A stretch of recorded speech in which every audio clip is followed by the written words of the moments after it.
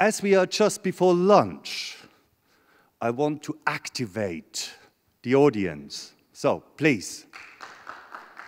Yeah. Very good. Now, please answer my question. How would you continue this sequence of numbers? 8? 10? Oh, who is the 10 one? Please raise the hand. Oh, don't I see it? I'm kind of blinded, you know, by... No, it's somewhere in the back. Somewhere in the back. No, it's not illuminated properly.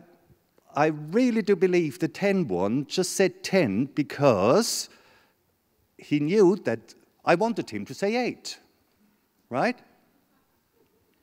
So, who is for 8? Who believes it is 8? All right, quite a lot. Well, okay. Now we talk a little bit about logic. Yes, of course. 8 seems to be the logical continuation of this sequence, and it follows the rule, the last number plus 2. It seems fairly obvious, but I haven't given you the rule, you know. Come to think of it, you know, there are plenty of other rules. There are even easier rules to follow, you know, followed by nothing, you know, just stop. Or, yeah, anything would be a rule that's viable. So, what does it tell us? We need to do prediction, an explanatory framework, some rule on which we base our predictions.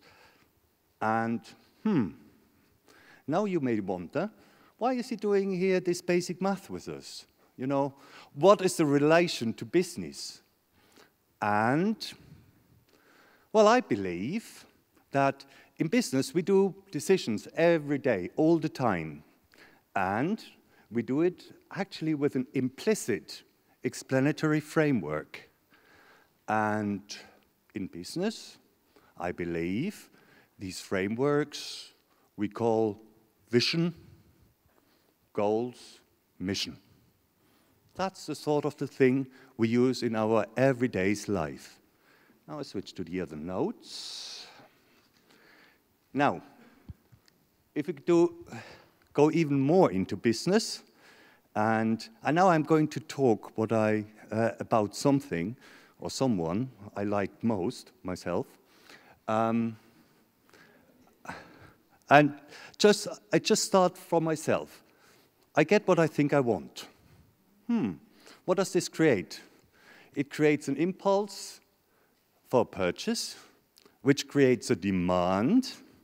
And some company might think, hey, I want to produce what Bernd wants, and to make sure that they really produce the right thing, they use the big data analytics, you know, and so they produce what they believe I would want, and I have to press the button, create a supply and an offering to me of what I think I would want.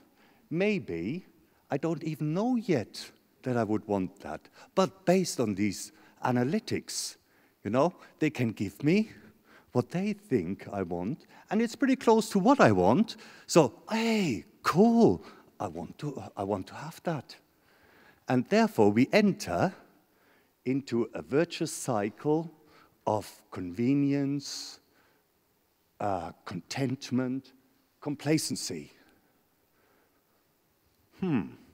Actually, it's pretty cool, you know. Sit down on my couch at home, watch soap operas, and be content, and be complacent. Actually, why not? On the other hand, what actually is going to happen to amazement, enchantment, excitement, surprise, and chance? I'm not the only one actually raising this question of what's going to happen. Even not hundreds, but over 100 years ago, other people, good thinkers, great thinkers have thought about that before. Provocative Nietzsche called it God is dead. Romantic Weber rather talks about the enchantment. And earthy Heidegger calls it oblivion of being. Again, come to think of it, maybe what it seems to be a virtuous cycle, maybe is actually a vicious cycle of ever self-fulfilling prophecies. I don't have an answer to this question. There's a big question mark. And I leave it at that, because the answer is yours. However, when you really come to think of it, doesn't that make us all harlots of the zeitgeist? How far can we go? Yeah. So far for the dark side. Thank God this is over. But a famous Polish philosopher, Leszek Kołakowski, I hope I pronounced it right, once said, we learn history not in order to know how to behave or how to succeed, but to know who we are. And exactly this describes very precisely actually the limits of predictions. We only can get as far as we are here at the moment. Thank God, now we are at the brighter side. It's not really the bright side, but it's the brighter side of innovation. I'm talking about the fundamental dilemma of innovation. The particular capabilities of the organization are at the same time its special incapabilities. This creates actually the fundamental challenge, which is maintaining competitiveness in the market. What does it mean? We want to maintain competitiveness. So we have pressures on innovation. Oh, to be innovative, we need to have creative processes. And that creates innovative products. But that creates, in the short run, higher cost. Oh, that makes our CEOs, our accountants, and our shareholders, stakeholders, probably not that happy. What they want actually is something a bit different. Well, they want it, but what they want is something different.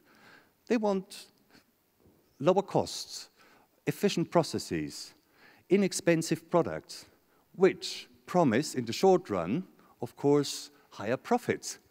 That makes them smile. However, if we compare these two cycles, the inner cycles being the cycle of innovation, the outer cycle being a cycle of innovation, both times the same word, but it's qualitatively different. The inner cycle is what people call disruptive innovation.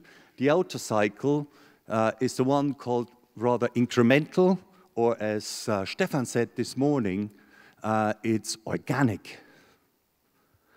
And unfortunately, there is some other things that create a problem, that is the delays. The delays for innovative products is much higher than the one for just incremental or organic improvements. Now, Łukasz was standing up, so I guess that gives me even more pressure on me. A friend of mine, Elizabeth Eastland from Sydney, was creating this picture, which she calls the edge of exploration and the edge of the known.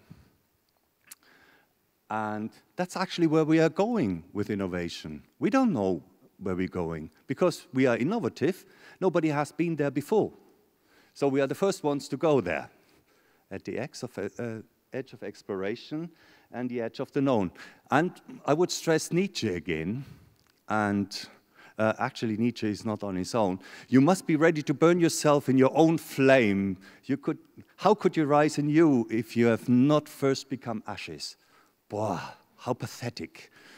But on the other hand, you know, this topic has been picked up by the great economist Schumpeter, who calls it creative destruction.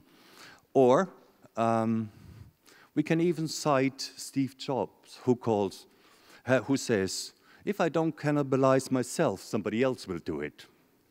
So, what we actually do need in order to create positive innovation, we need an innovation culture.